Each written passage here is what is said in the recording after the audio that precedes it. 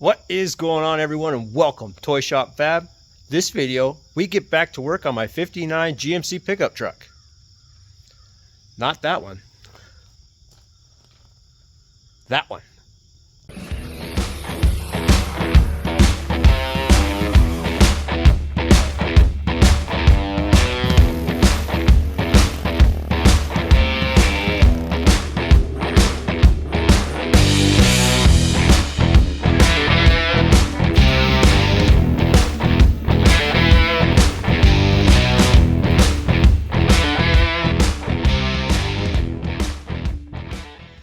Yep, I am now the proud owner of two 59 GMC pickup trucks, and I like to think of this guy here as the little brother to the one in there.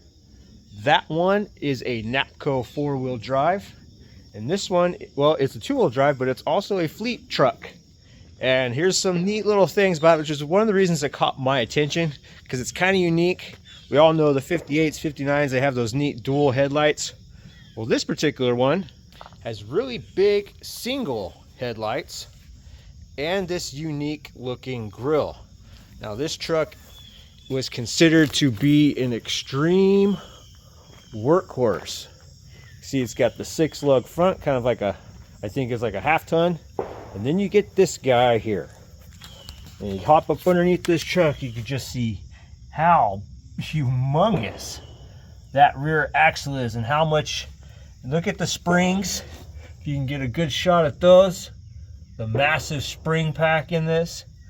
So this truck was definitely designed to be a workhorse. Doesn't look like it's had too many paint jobs over the years. I can see metal. I can see the green for the I believe the Forestry Service, and then it has like a reddish color in there somewhere. I think might be, yeah, like right here, kind of like the primer, I think, for this yellow.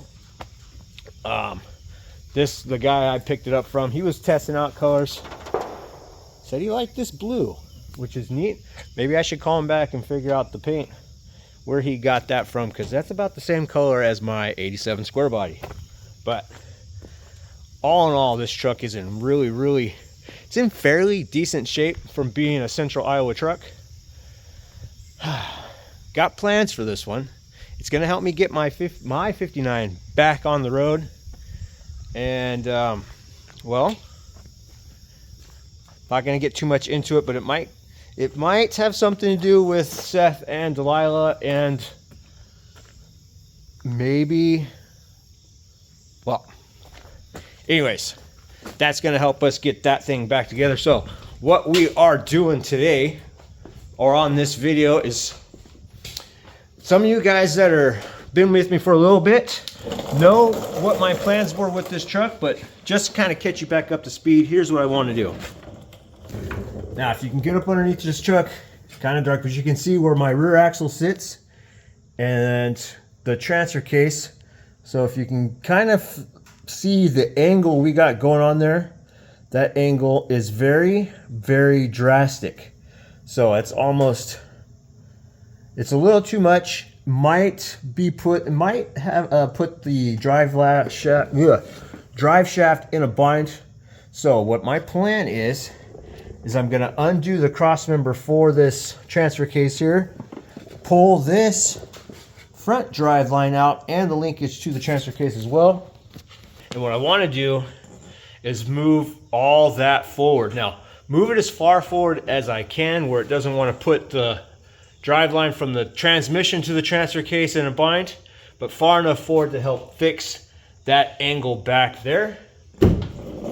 And then we can get this thing moving under its own power again, so I can pull it out, do some finishing touches, get the lights, get some wiring finished up on this thing, but get it back on the road, because, well, frankly, I'm going to need another truck to drive around, because Seth has his permit now, and it's not going to be too long before he decides to take that truck, my blue truck, from me. So anyways, I'm going to grab some tools, hop up underneath this thing, and we're going to start pulling it apart.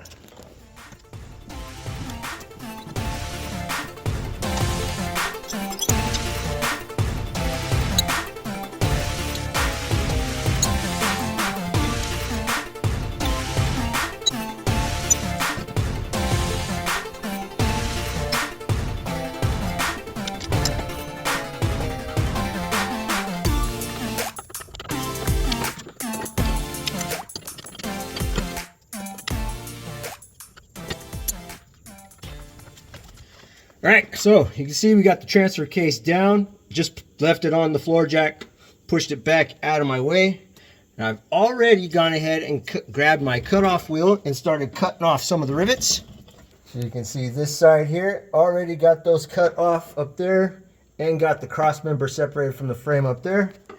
Now I understand there isn't going to be a whole lot of you guys out there cutting cross members to move your transfer case forward on your 58 Chevys or GMCs, and that's I understand all that, but what we're doing here is going to help a lot of you guys out that are going to be working on your frames, like you're relocating perches, or you're doing a short bed conversion where you're moving the suspension forward, shackle flips, stuff like that. And this is going to help you out. It's going to make things a lot easier on you.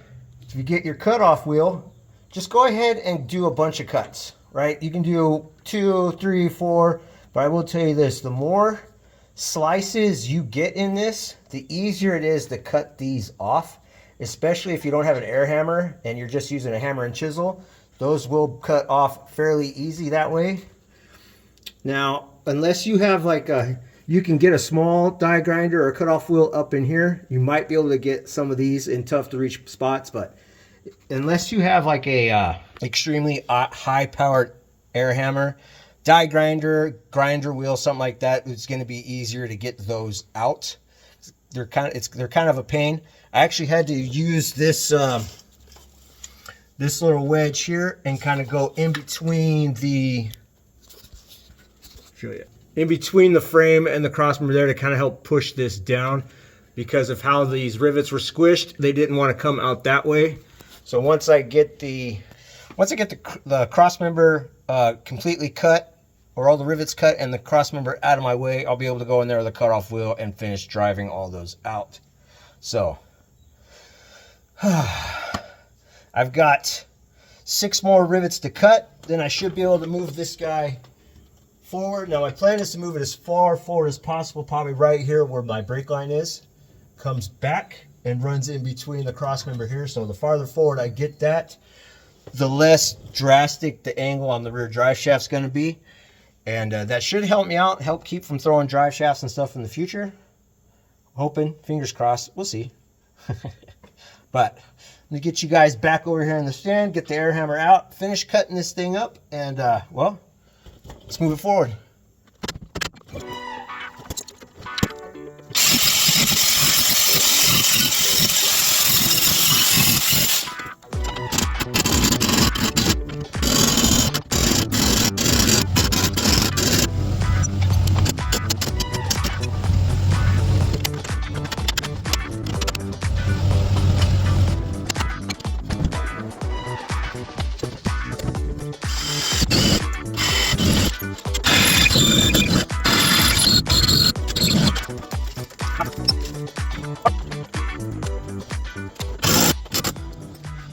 All right, cross member has been removed. It's been pushed all the way forward. All the holes have been drilled and new hardware installed. So it's where I want it. It's tight now.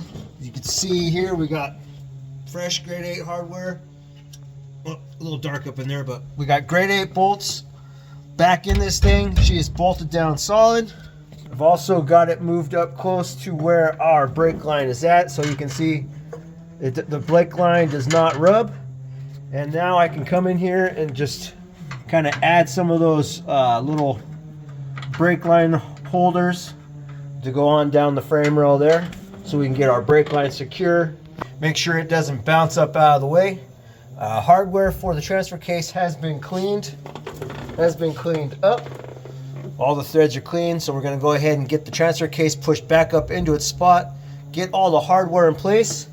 That way I can see exactly what it is or how much I have to cut off the linkage to get our linkage hooked back up, and then we can start taking some measurements for our drive shaft. So go ahead and get you guys set up over here, pull that jack over into place, and let's get that transfer case set back up here.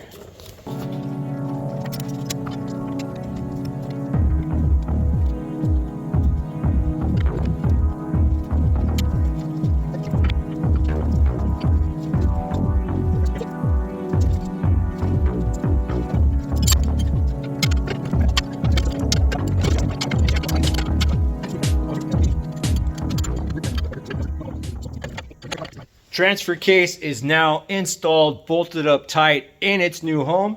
I've gone ahead and shortened the linkage, and I also shortened that little drive shaft from the transmission to the transfer case as well. I'm gonna grab you guys, so we're gonna head up, we're gonna get back underneath the truck, and I'm gonna show you guys what I got going on. So here is our drive shaft, here is our linkage. Go ahead and get over on the other side. So here's our new linkage, short. All right, it sits in there, it's nice, it's not in a bind, everything sits like it's supposed to. I did add a slight little bend in there to kind of help keep everything happy, right? No binding or anything like that. And then here, I'll go ahead and put this there because that's where I cut it. So you have a reference of how much I cut out of this linkage.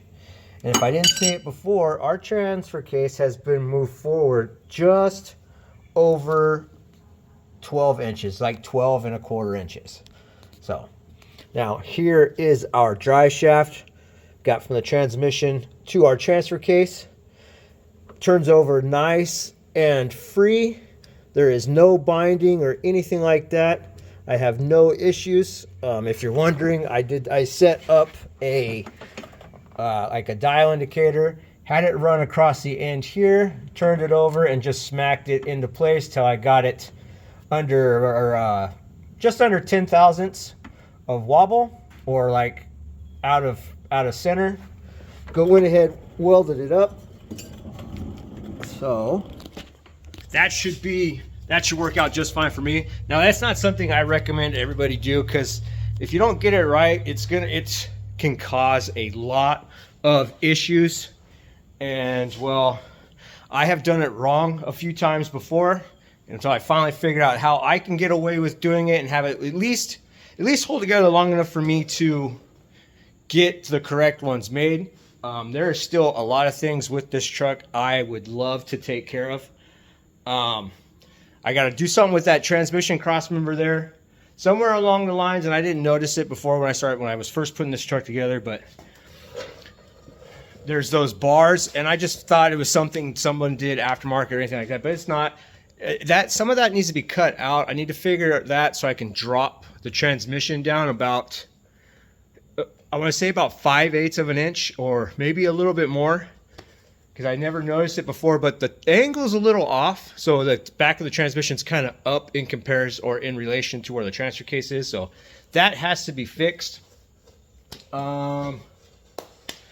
A lot of the things I'm running across, like moving the transfer case forward to help fix the angle from our rear drive shaft, right? Some of that was self-inflicted when I put these axles under the truck. So little things we got to do, and once I get all that stuff figured out, we're upgrading all the yokes in this to 1350, at least 1350s, and having actual drive shafts made. But for right now, these are going to work. And like I said, I don't recommend you just cutting up drive shafts and shortening them the way you are shortening them to your lengths. There's a few things you might want to, or you're going to have to consider if you do that, like the plane, angle, trying to get everything like squared up so it's not like out of round per se, but doesn't cause a whole lot of vibrations. And what I'll do, I'm gonna show you, give you guys a quick little, just show you real quick, because if you're just gonna build like an off-road hill climber or something at a mud park, something like that, this will work out just fine. But so here's what we got. Now here is the drive shaft I will be using to build my rear drive shaft. This bottom half here from this weld down is out of a Ford Explorer, and this is a 1330 down here style U-joint, and my yoke on the rear end of that truck is a 1350. So I actually ordered a conversion U-joint from my local auto parts store that'll be here in the morning. Once that's here in the morning, I'll go ahead and press it in. Then we'll go ahead and get this guy mounted up. Now this right here is the factory size on my transfer case, which is a 1310. Now that's really, really small and definitely not going to stay in the truck long, but it's going to be in there long enough for me to get the truck moving. So like I said, all this will be updated to 1350s in the future, but for right now, this is what I got. This is what's in the truck. This is what we're going to use. Now I spent a little bit of time yesterday as well pulling all that apart, getting it cleaned so all of this functions properly. Did the same on my little drive shaft from the transmission to the transfer case as well. But if you're gonna build one, think of this as like the stationary bearing cup on your yoke. This is the slip yoke. This is not gonna move. You're gonna have one on the drive shaft that does not move. It is stationary. The bearing cup on the other end has to be on the same plane as this one here.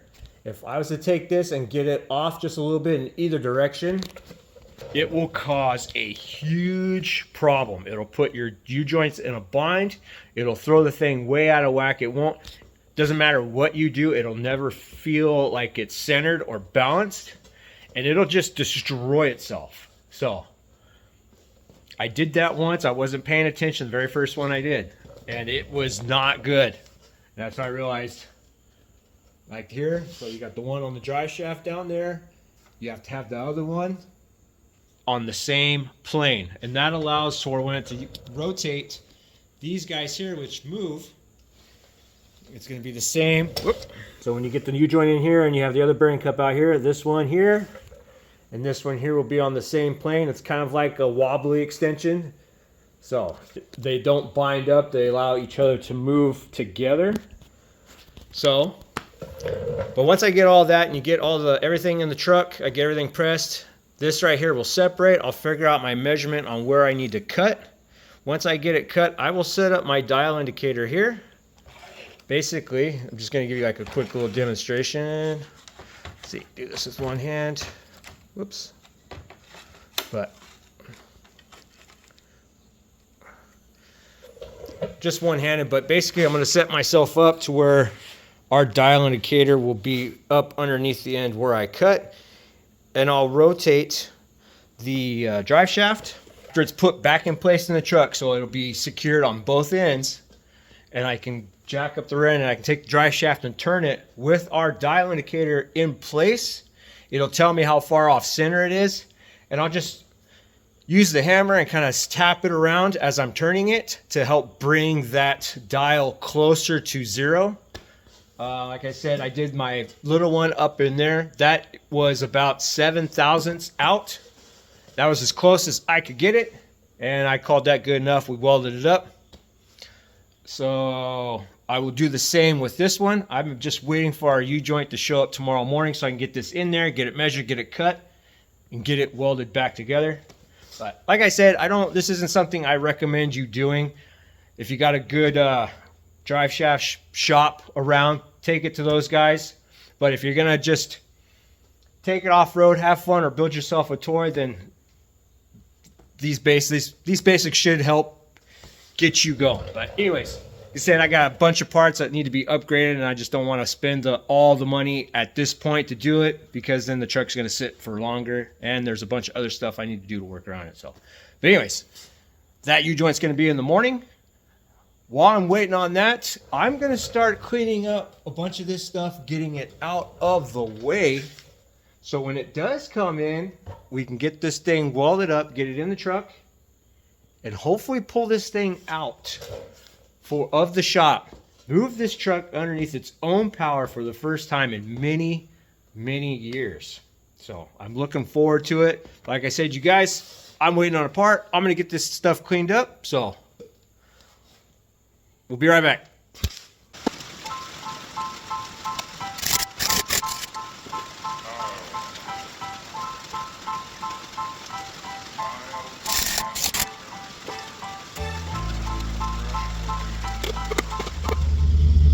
Drive shaft is installed in the truck. I got it fired up. Actually pulled it out because I wanted to kind of test the brakes. Ooh, brakes work good. Let's shut this off. It's got good brakes still. Like, I haven't played with the brakes in years, so I had to test that. Had to make sure the truck, yeah, the clutch is a little funky in this thing, the way these old trucks are, where the clutch pedal comes through the floor. Let me show you. Let's hop out of here and let's show you. So if you're unfamiliar, you can see how the clutch pedal comes up through the floor there. Brake pedal comes up through the floor. And so it's definitely a different feeling, but it does function. Now, before I just For those of you that are just joining the channel or just, you know, subscribed and stuff like that, but know that this truck sat in that corner for many, many, many years. So for it to move from there out the front door of this shop is freaking awesome. I'm super, super excited. Truck fired right up. Had to play with it, you know, dump a little fuel down the carburetor, stuff like that. But it fired right up. Didn't take too long, and it moved out. Put it in gear, moved out. Feels great. Now, before I get too far ahead of myself, you guys remember the angle of the rear drive shaft, or at least where the transfer case sat and all that stuff.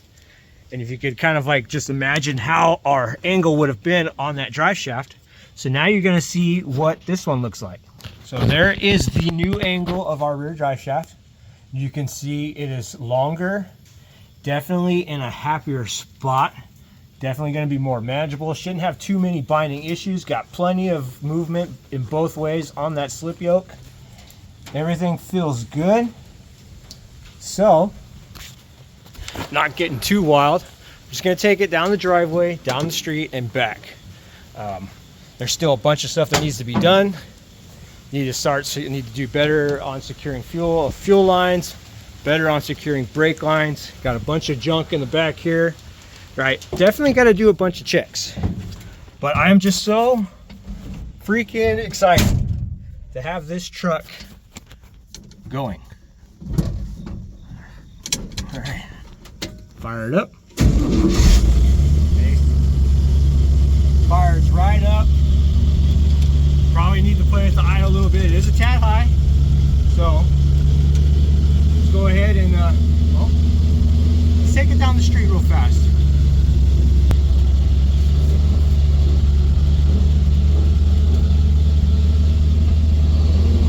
First gear, this is crawl mode. Granny low.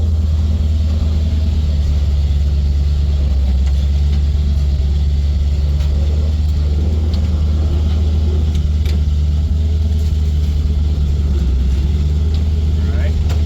Testing brakes. Oh yeah. Brakes are good.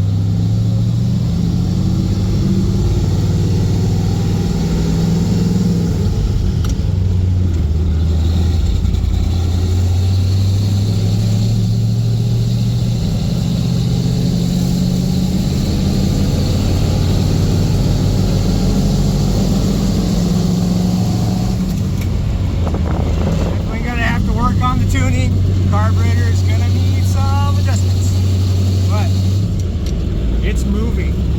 First time this truck has moved under its own power in many years. I'm gonna pull this thing back up to the shop. See you guys in a sec. All right, well, we made it back to the shop. I'm gonna leave the truck parked right there for right now because I want to do some cleaning.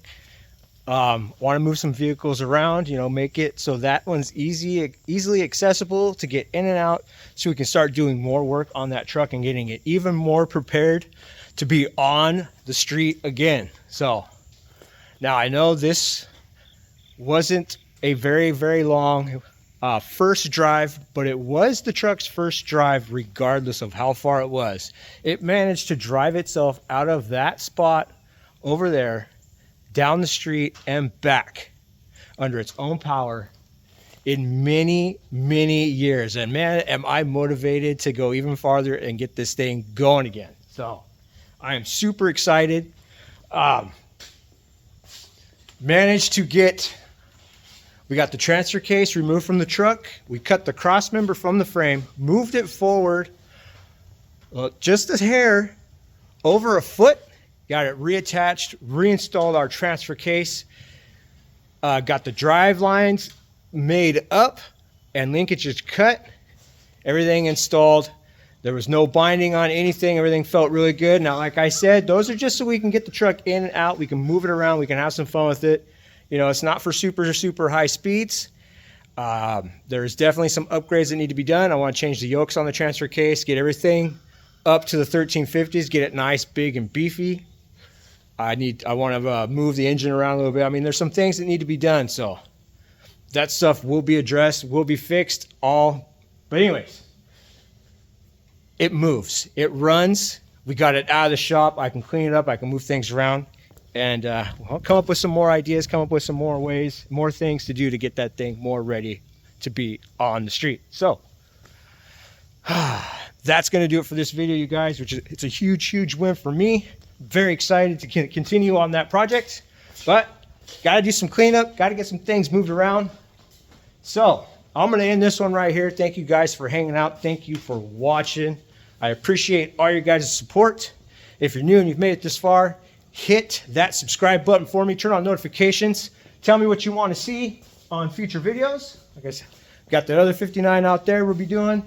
Got, I know you guys have seen it all in the background. We got a 93 Ford Ranger. I got a neat little project set up for that. Just a lot of things to do here. Hoping to bring my kids in. But thank you guys again. Thank you for hanging out. Thank you for watching. Leave a comment down below. Tell me what you think. And I'll catch you guys on the next one.